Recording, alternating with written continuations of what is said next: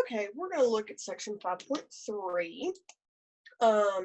And this section covers a couple of different theorems that come up. The first one that we're going to talk about is the mean value theorem. Okay. And what this says, f is continuous on A to B closed, then at some point C, and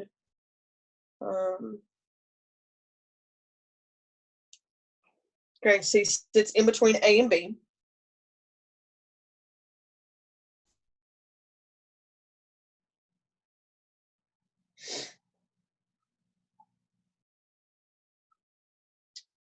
Okay.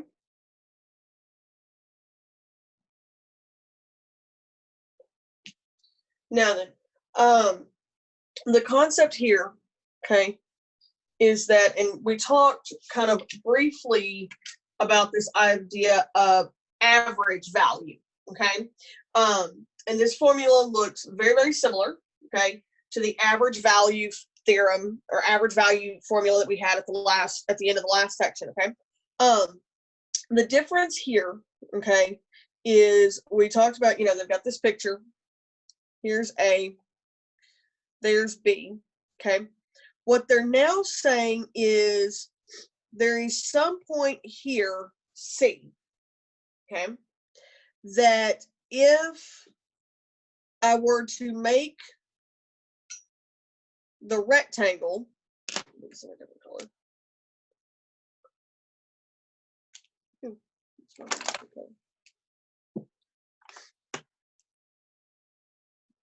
Okay, so we've got this color. That if I were to build the rectangle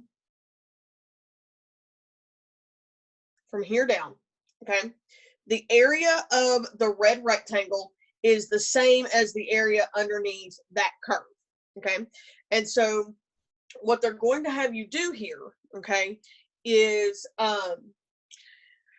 what you do is you figure out what this value is, okay? So you plug in your A and your B, and you integrate your function, and you do this.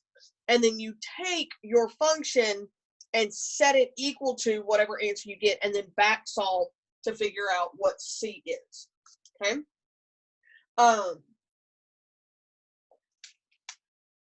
Now then, the next theorem that they want to discuss, okay, or that comes up, is the fundamental theorem of calculus. Now, with the fundamental theorem of calculus, we've got two parts, okay? So this is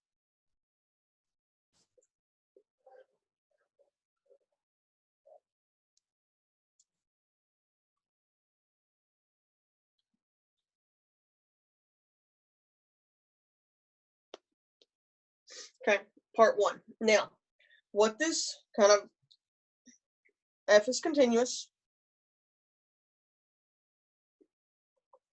on A to B, okay?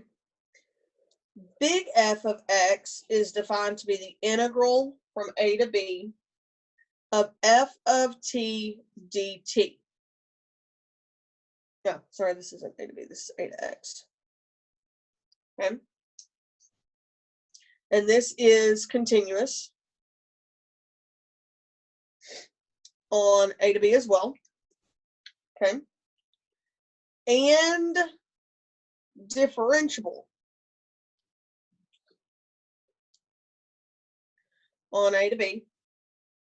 Okay?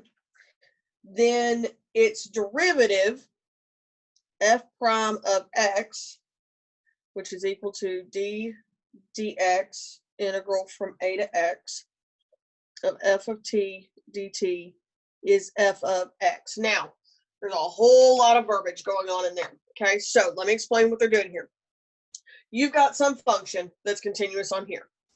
They're saying when you send this up, now notice we're going from A to X. So let's talk about what's going to happen with that. We know f of t is going to go up to some capital F of t function. Okay. So kind of taking some parts and pieces here. If we integrate from a to x, f of t dt, okay? Notationally, we know that goes up to big F of t, and then this bar means evaluated, if I haven't already mentioned it, from here to here. Now, we know that that means that is f of x minus big F of a, okay? Now, they then define this overall thing as big F of x, okay? Now, here's the thing. If I take the derivative of this, guys, the derivative of this is going to go from the big F function back down to the little f function, but it's now going to be in terms of f, okay? This is a number. So when you take the derivative of it, it goes away. So now the derivative of this whole thing is just f of x.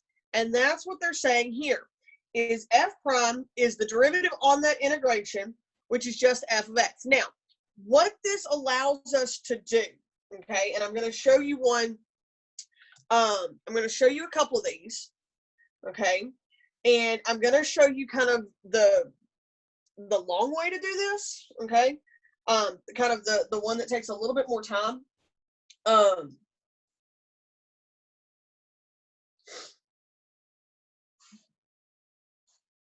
Okay, and they are asking us to find dy dt. Okay, so first thing is I got to integrate this. Okay, so thinking about what this does, t cubed is going to go back up to 1/4 t to the 4th plus 1 is going to go up to the letter t, and we've got to evaluate that from a to x. Now please remember, a is a number. Okay, a is just a number. So now we have 1/4 x to the 4th plus x minus 1/4 a to the 4th plus a. Now I'm going to do a little bit of cleanup here. Okay, now this is y. Okay, that's y. Now they want us to do dy dx, which is y prime. So now we take a derivative. Now the derivative of this is going to go to x cubed. Derivative of x is 1. Remember, a was just a number, okay? So if this is just a number value, it goes away. This is a number value, so it just goes away. Now, their point to this is, instead of me going up through this and then having to come back down, guys, if I recognize that they are giving me this and they want me to find dy dx, all I have to do is go back up here and plug in x instead of t, okay? So, taking a look at one of these. Now, all of your other integral rules still hold.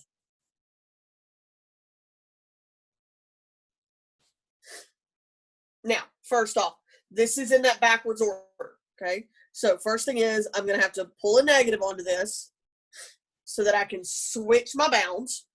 Now, here is the concern that I have right now. We have not discussed how to integrate multiplication stuff.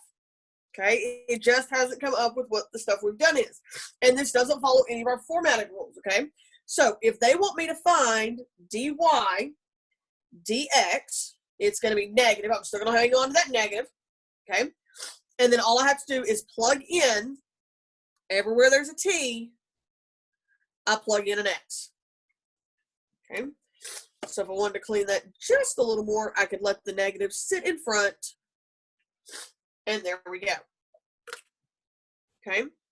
Now, what happens? Okay. So,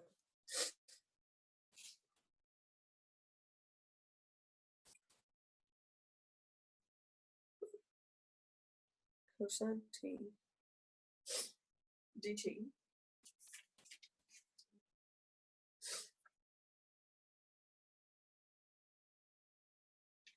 Okay, so now this one I am going to show kind of in that long way again, just so that I can show you how this method works, and then we can process up, okay? So cosine is the derivative of sine, okay?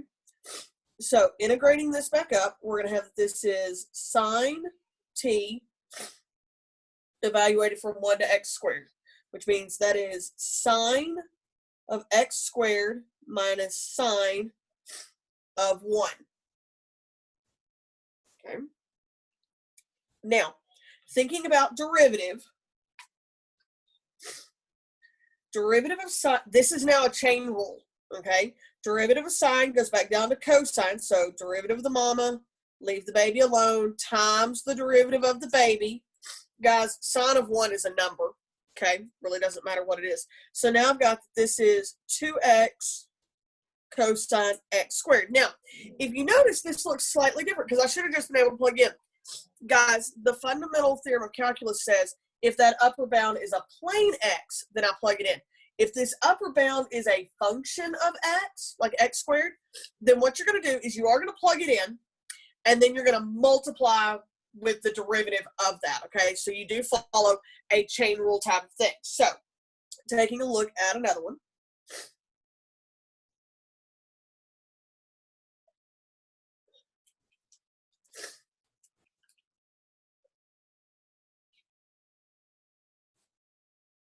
Okay.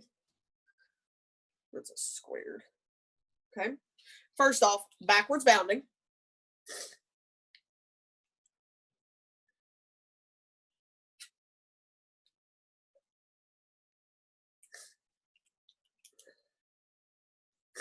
Okay, and guys, that is an ugly little function. Okay.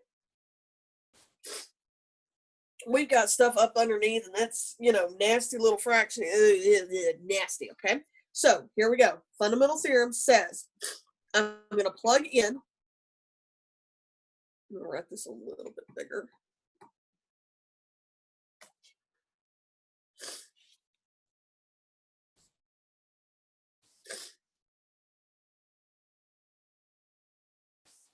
Okay, 1 plus 3x squared goes up in that exponent times the derivative of this, okay, which is going to be 6x. Now, about the only cleaning I can do with that is I could put the 6x up on the top.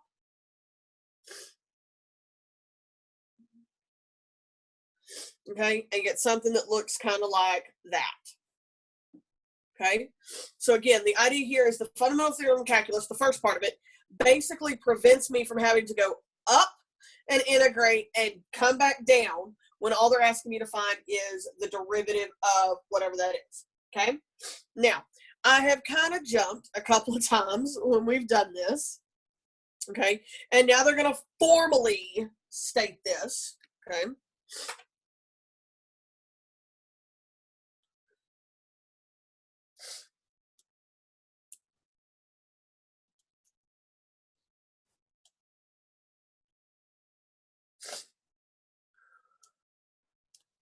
Okay, fundamental theorem of calculus part 2.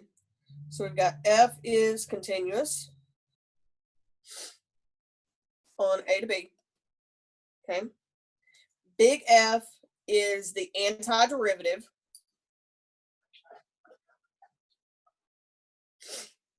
of f on a to b. Okay, integral from a to b of f of x dx is f of b minus f of a. Okay, and I've kind of hinted around at this. Okay, the concept is when you do this, once you push it up, this is where I showed it in, I think, the last section that we did. Instead of having to write big F, you know, some function plus that constant, and then you would have plus constant, it would get subtracted off and all that kind of stuff. You don't have to worry about doing that, okay? All you've got to do is send this stuff straight up, okay? So, taking a look, okay, now using this, you're getting the dogs today. Okay, so again, cosine comes from sine, so this is going to be sine of x, and again, notationally, sometimes you'll see this big bar, and they'll do this just so that they can still show the integrations. So this is sine of pi minus sine of 0.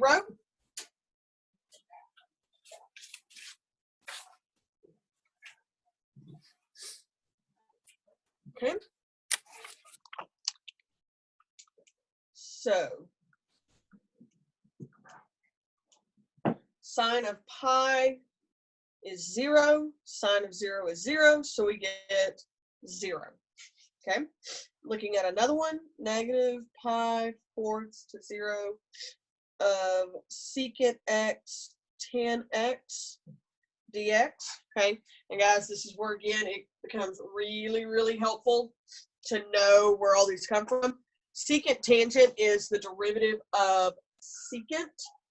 Okay, so this is going to be secant x evaluated from negative pi fourths and 0. So we're doing secant of 0 minus secant of negative pi over 4. Okay, secant of 0,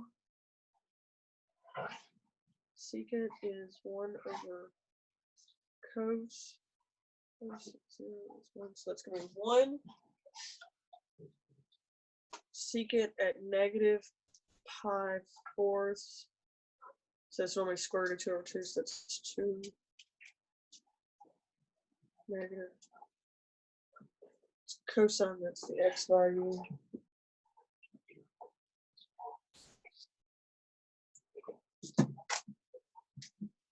Let's see.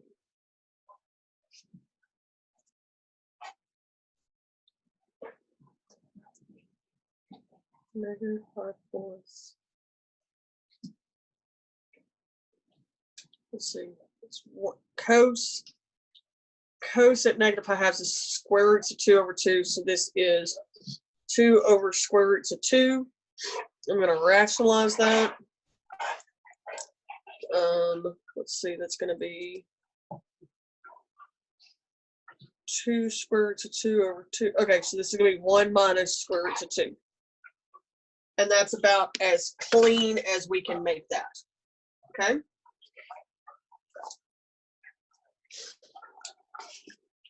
Okay, so hopefully that kind of helps out. Now, another thing that we often look at, okay, kind of now that we're getting into all these little application things, okay, is what's called the net change theorem.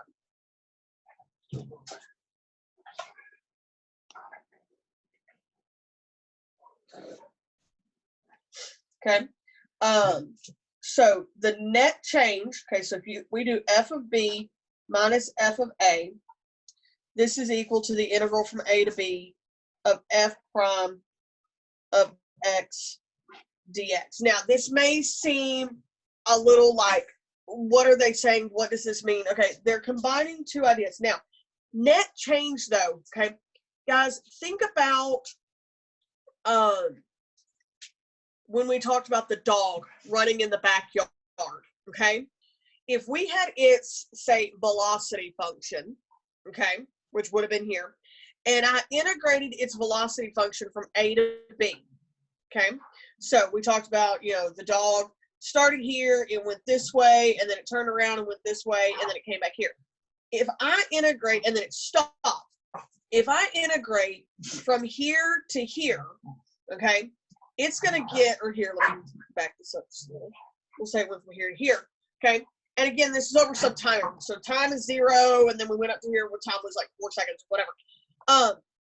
We're only going to get whatever this difference is right here, okay? We talked about, you know, that the dog was only a foot away from where it had originally started, okay?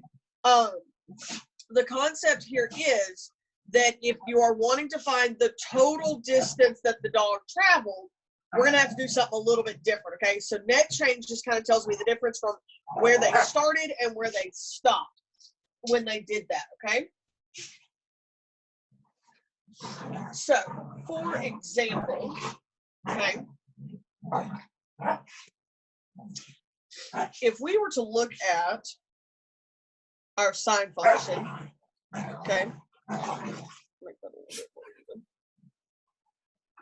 okay, if we were to look at our sine function, okay, And we just did find the area from 0 to 2 pi. Okay. The problem that we're going to have is that's positive. That's the same amount negative. Okay. So if I integrate that, I'm going to get 0. Okay. So this is now because we've got this amount above and that amount below. Now, if you're wanting to find area, okay, so if you want to do area between your curve and the x-axis, okay, what you're going to have to do is you're going to have to subdivide these, okay? You're going to have to figure out where do we hit the x-axis, okay? So at this point, we know this is actually at pi, okay? And so what I'm going to have to do is we're going to have to integrate from 0 to pi on that function. And then I'm going to have to add to that from pi to 2 pi. Now, sometimes what's going to happen here, okay, is you're going to wind up taking the absolute value of both of these, okay? So, like, for example, we know this first part is positive. We know the second part of this is negative. So I would have to change this to its positive amount to get that total area that's up underneath that curve, okay? So now, let's take a look, okay? We're going to look at x cubed minus x squared minus 2x, okay? So now, first thing is I need to know when this little bugger is going to equal 0. I need to know when is this graph going to hit the x-axis. So first off, I can factor an x out of all of this. Then I can break this second part down. And then I'm going to set each of those pieces equal to 0.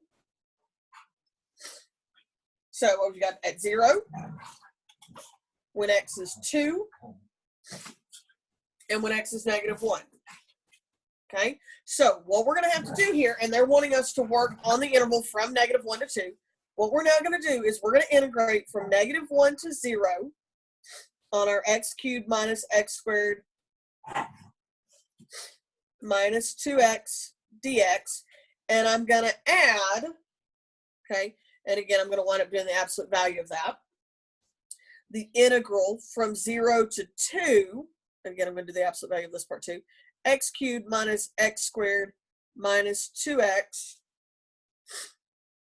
dx. Okay, and again, that's got an absolute value bar on it. Okay, so now integrating this up, I'm going to have 1/4 x cubed minus x to the 4th, 1/3 x cubed minus x squared, and I got to handle that from -1 to 0. Okay, and again, I got a big absolute value bars of that. Okay, plus, same function, same integrated function,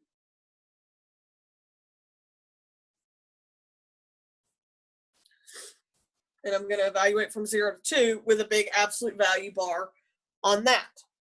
Okay, so now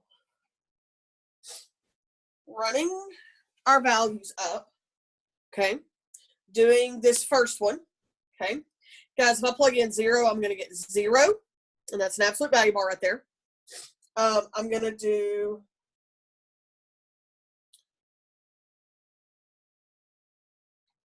to the 4th.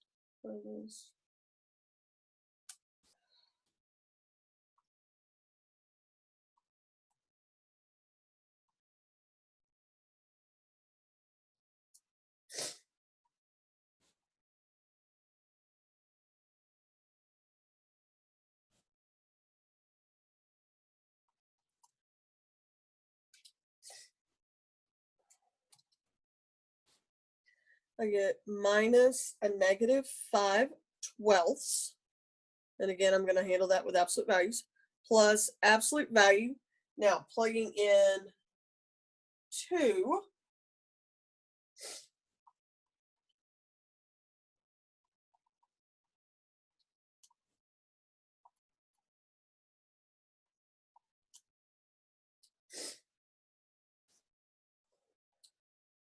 I get -8/3 minus 0. Okay, so I'm going to bring this down. So this is going to be negative is going to turn positive, and that's going to stay positive. So it's going to be 5/12 plus. Now, here's where those absolute value bars. This tells me that that portion of the graph was below the x-axis, but I'm wanting to basically find kind of like the total area of it, okay? So this is going to turn into 8/3. So doing 5/12 plus 8/3 gives me a grand total of 37/12. Okay. So that is our total area, okay, or the area between the curve and the x-axis. So hopefully that clears up that section just a little bit for you.